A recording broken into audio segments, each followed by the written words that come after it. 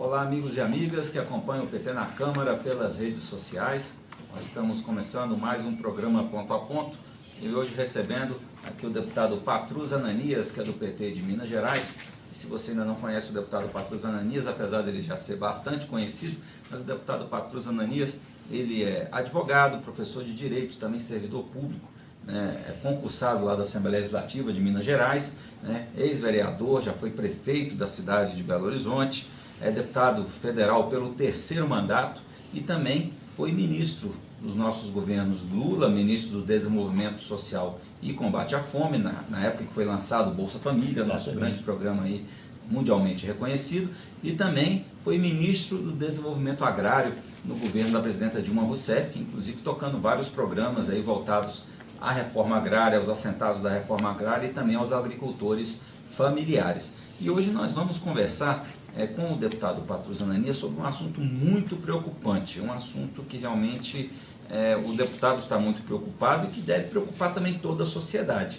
O deputado está apresentando aqui um voto em separado a um projeto de lei que vem mudando, que vem mudar o Código Penal e que inclusive prevê que as pessoas possam agir em legítima defesa, no caso, para defender a sua propriedade. No caso, hoje, o deputado, inclusive, já estava aqui conversando conosco, hoje a legítima defesa apenas em relação à vida. Claro, mas agora estão mudando, tentando mudar o Código Penal para estender esse direito à defesa da propriedade.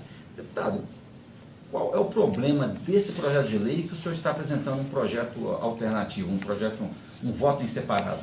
Primeiro, eu quero fazer uma saudação fraterna às pessoas que estão sintonizadas conosco, desejando a todas e todos muita paz nesses tempos difíceis que estamos vivendo aqui no Brasil, mas nós não podemos perder a esperança, perder a alegria e a confiança, a certeza de que nós vamos superar esse momento de dificuldades, vamos recolocar o Brasil no caminho do desenvolvimento com justiça social, com respeito à vida e aos valores éticos que possibilitam uma convivência humana mais fraterna.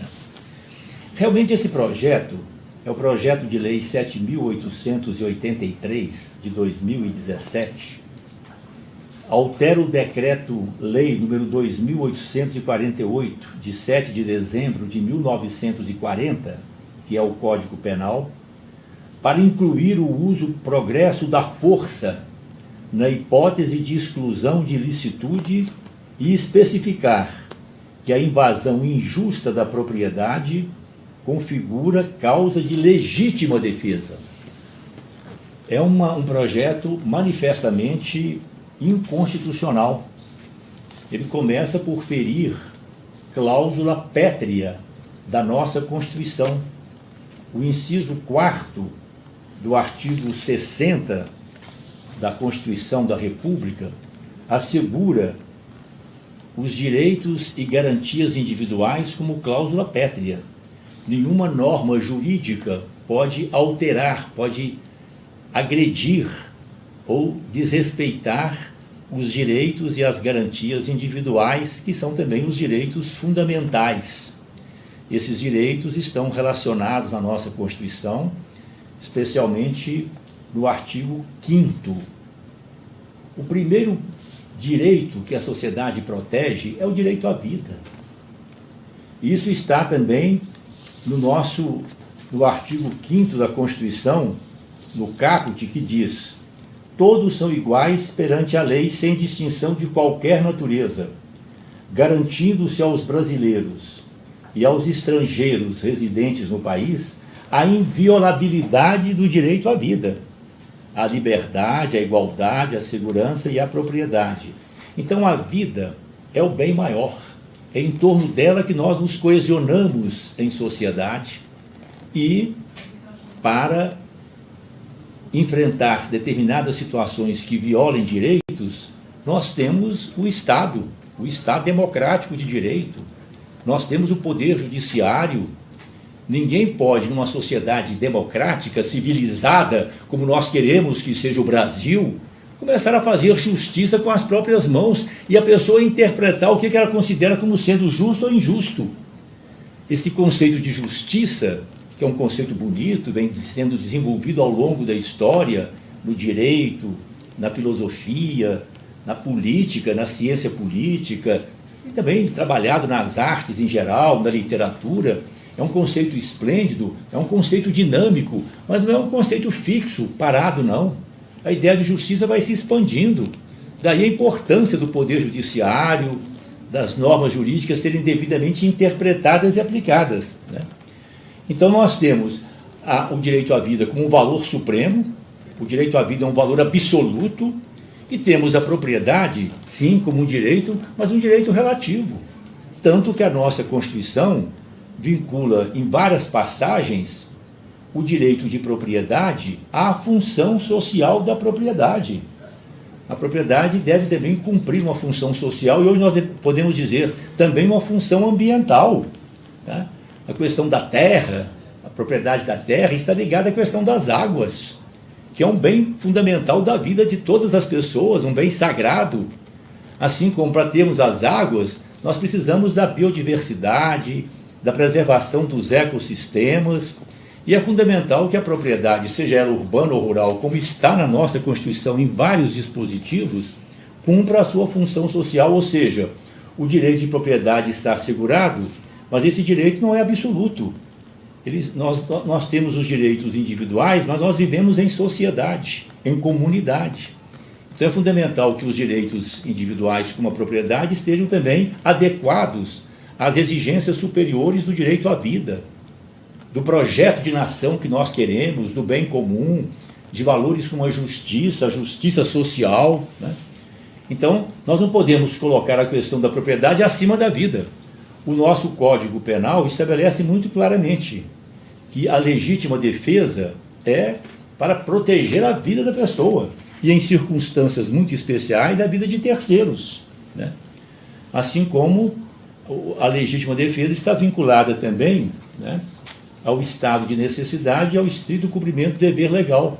São as três hipóteses que o nosso Código Penal estabelece para que a pessoa possa se defender em circunstâncias muito especiais. O Código Penal não fala que pode matar outra pessoa em função da questão da propriedade, né? Até porque nós sabemos também que essa questão da propriedade, como eu disse, quero reiterar, é um processo sempre em construção na sociedade, né? A Constituição fala do direito de propriedade, mas no artigo 5º fala de direito à propriedade. Já é uma concepção mais alargada. Direito à propriedade, assim como o direito à educação, à saúde, à segurança, é um direito para todas e todos, né? Então nós teríamos que assegurar, inclusive, a posse de bens fundamentais da vida para todas as pessoas, famílias e comunidades, para que todos possam viver com dignidade. Então essa é a questão fundamental. De repente nós estabelecemos que as pessoas podem fazer justiça com as próprias mãos. Então nós estabelecemos a barbárie, a norma da violência. Nós vivemos numa sociedade onde os pobres lutam pelos seus direitos.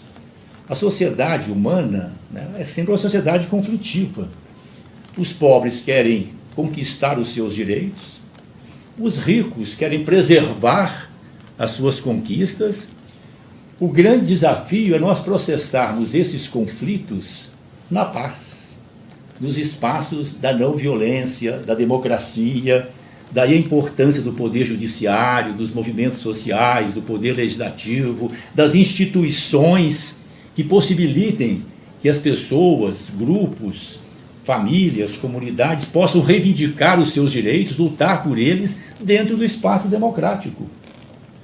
Nós tivemos ao longo da história, experiências belíssimas nesse sentido.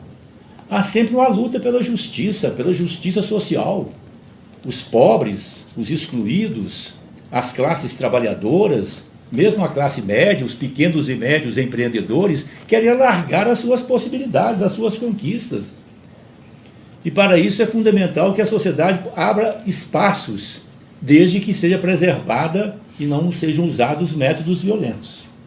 Então é com esse espírito, Heber, que nós colocamos o nosso voto em separado e considero fundamental que a sociedade, que as pessoas comprometidas com a vida, com o bem comum, com a sociedade fundada em valores éticos e valores convivenciais mais avançados, as pessoas de boa vontade, procurem se informar sobre esse projeto e discutir, porque ele inverte completamente o nosso ordenamento jurídico e aponta para o caminho da violência e da barbárie.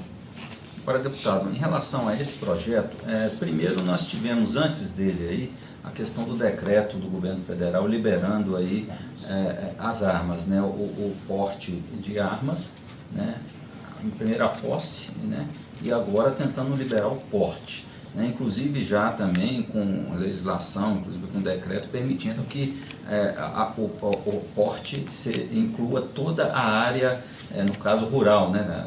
Antes era apenas a questão da propriedade, da casa da pessoa, da sede da fazenda e tal, e agora todo o perímetro, em todo o perímetro da propriedade rural, a pessoa pode portar a arma, né? Como que o senhor vê essa questão? Primeiro se libera a questão das armas, o porte, a posse primeiro, quer se liberar o porte agora generalizadamente, depois vem uma proposta dessa, liberando as pessoas para agirem da forma como quiserem, em hipotéticas invasões, e aí, claro, como não está descrito, até quem sabe um adolescente que pule um muro para pegar uma bola de futebol, claro, ou alguém que às vezes, né, suba no muro para pegar uma fruta que está, né, dentro de um terreno de alguém, né, ou no caso até das questões rurais, no caso o MST, que às vezes faz ocupações de terras, geralmente em terras griladas, claro, de grandes devedores, terras que são contestadas na justiça, e de repente a pessoa que é a dona daquela propriedade pode abrir fogo contra milhares de pessoas, centenas de pessoas, crianças, idosos. Claro. O que o senhor vê essa questão? Isso é direcionado, esse tipo de atitude que vem sendo tomada já há alguns meses? Infelizmente, eu penso que sim. Nós temos hoje um governo que faz apologia da violência. Gestos, né, palavras, ações que apontam claramente para a violência. Claro que nós queremos uma sociedade que garanta a segurança às pessoas. Nós temos que discutir, sim, com seriedade, e implementar vigorosas políticas de segurança pública, mas uma segurança pública cidadã, que efetivamente proteja e promova a vida.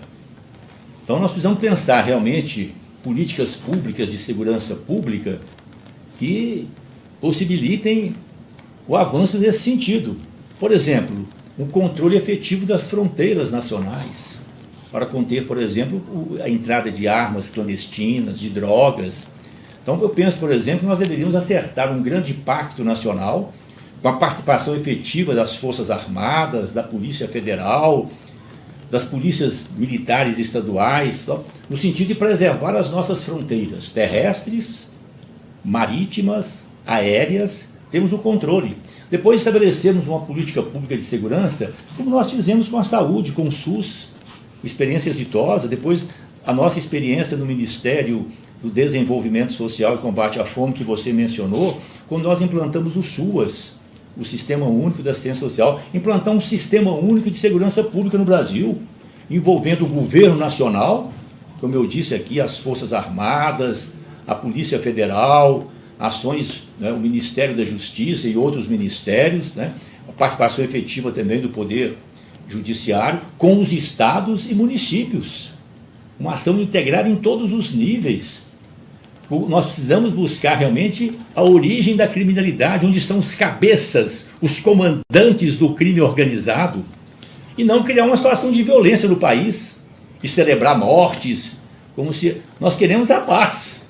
É claro que para garantirmos a paz, nós temos que combater a violência, combater os criminosos, prender, pôr em prática efetivamente as leis, mas não liberar uma situação total onde cada um possa fazer justiça com as próprias mãos, né? Como eu disse, você colocou muito bem, de repente uma pessoa desabinda, entra na propriedade de outra, é por problema de informação, também perdida, pode ser morta, sob a suspeita de que esteja fazendo algum tipo de ocupação.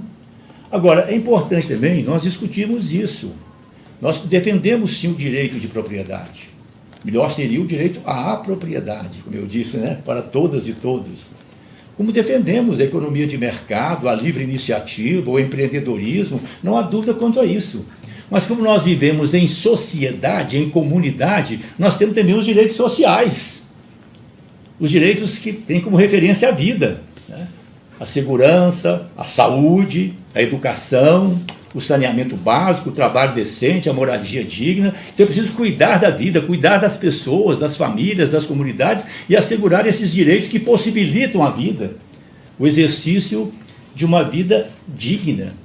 E como eu disse também, e você colocou muito bem, tem situações conflituosas, tem dúvidas às vezes, terras devolutas, terras que pertencem ao Estado, né? A questão da propriedade, como eu disse, é um direito, mas é sempre um tema em debate, em reflexão, né? Nessa perspectiva também de que a propriedade cumpra a sua função social, contribua para o bem comum, para a celebração e a expansão das possibilidades da vida. Eu me lembro muito bem, Heber, estudante de direito, lá nos anos 1970, nos tempos cruéis da ditadura, eu me lembro bem que teve aqui em Brasília, chegou para mim, nós tivemos acesso a uma informação, houve aqui em Brasília uma ocupação de terra, aqui em Brasília, uma ocupação, os proprietários entraram com ação de reintegração de posse. Me lembro bem, o juiz não deu. Ele invocou a lei de proteção aos animais, para dizer que a lei exige que os animais sejam mantidos em espaços, em condições que possibilitem a continuidade da espécie, a sua sobrevivência em condições que respeitem a vida, né, desses animais, dessas espécies. Então ele dizia isso. Assim como os animais precisam de condições mínimas para a sua sobrevivência e perpetuação da espécie e para terem acesso à vida, assim também o ser humano. O ser humano precisa de casa digna, precisa de um espaço para viver. Eu vou acolher esse pedido quando vocês me disserem para onde que eu vou mandar essas famílias. Para o espaço eu não posso mandá-las, e nem para as ruas. Então nós temos que discutir também essa questão sempre, entre o direito de propriedade com as exigências do direito à vida, do bem comum, da justiça social, esse desafio fundamental da inclusão dos pobres na vida coletiva. Nós temos que pensar a questão da reforma agrária, da reforma urbana, da reforma tributária, para construirmos juntos e em paz uma sociedade que realmente possibilite esses valores convivenciais em bases morais mais avançadas. E é isso que nós estamos colocando em discussão. De repente nós estamos retrocedendo historicamente, colocando a propriedade como um direito absoluto, acima do direito à vida, dando aos proprietários uma atribuição que é do Estado através do Poder Judiciário. Como eu disse aqui, quero reiterar, a questão da justiça é uma palavra belíssima, mas ela cabe interpretações. Não é uma pessoa envolvida no conflito, sem nenhuma formação jurídica, motivada por sentimentos pessoais, emocionais, de interesse próprio, que vai decidir o que é uma situação injusta ou injusta, né? E quero lembrar também aqui essa questão de que muitas vezes as leis também devem ser reformadas. Nós aprendemos com as lições da história que os direitos não caem do céu e nem brotam da terra, eles são conquistados. O que nós queremos é que eles sejam conquistados democrática e pacificamente, pelas vias legais. Mas se nós fechamos as vias legais da transformação social, do aperfeiçoamento das leis, nós vamos cair inevitavelmente na violência. Nós aprendemos muito isso com as lições da história, de que a vida é o valor maior e que o direito pode ser aperfeiçoado, inclusive com métodos da não violência ativa. Métodos estes que remontam às origens da tradição cristã, a Jesus de Nazaré, e que no nosso tempo encontrou grandes místicos, grandes pessoas que viveram intensamente essa dimensão da não violência ativa, na perspectiva muitas vezes de mudar as leis e preservar a vida. É o legado do Mahatma Gandhi na Índia, de Martin Luther King nos Estados Unidos. Aqui no Brasil tivemos Chico Mendes, Dom Helder Câmara e outras lideranças, sempre nessa perspectiva de alargar as possibilidades do direito, da convivência social, de uma vida digna para todas e todos, e ao mesmo tempo fazer com que essa luta se dê através de movimentos pacíficos, não violentos, que respeitem a vida fundamentalmente. Agora, se você fecha essa possibilidade dessa luta democrática, onde se coloca inevitavelmente a questão do direito de propriedade, dos seus limites, e da possibilidade de que outros também tenham acesso à propriedade, inclusive através de cooperativas, debatendo a questão da economia solidária e outros temas estão sendo colocados, se você fecha essas portas, o que resta? O caminho da violência. o caminho do conflito violento. Então é isso que nós queremos evitar no Brasil. Infelizmente, o que está prevalecendo hoje no nosso país, com esse desgoverno que nós temos hoje, que não tem nenhum compromisso com os valores éticos, morais, nenhum compromisso com a memória do nosso país, com a ampliação das possibilidades nacionais, nenhum compromisso efetivo com a nossa soberania. Falam muito, né, de patriotismo, de Brasil, mas na prática estão entregando as riquezas do nosso país. Nós queremos o Brasil para as brasileiras e os brasileiros em primeiro lugar. E é claro que queremos o Brasil dando a sua contribuição no mundo, a construção da paz mundial, mas preservando os nossos interesses, os interesses do povo brasileiro. Então nós temos hoje um governo que não tem compromissos com o país, com o nosso povo, com a nossa gente, especialmente com os que mais precisam, os mais pobres, e faz a apologia da violência. Então estão colocando essa ideia do Estado mínimo, Weber. O Estado mínimo, nós queremos um Estado democrático de direito, democraticamente forte. Porque é o Estado que viabiliza as políticas públicas, inclusive a segurança pública cidadã, a proteção da vida, assim como a educação, saúde e todos os demais direitos. Nós estamos vendo hoje um Estado que se omite. A emenda constitucional 95, né, congela o Brasil por 20 anos. 20 anos sem investimentos em educação, em saúde, em segurança pública, em desenvolvimento agrário, em desenvolvimento urbano, né, transporte coletivo.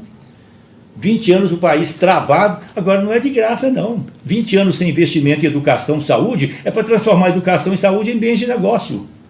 Assim como você investir na segurança pública, daqui a pouco vai ter segurança pública no Brasil que pagar a sua segurança ou quem tiver a sua arma. Olha, nós queremos uma segurança pública garantida pelo Estado, né?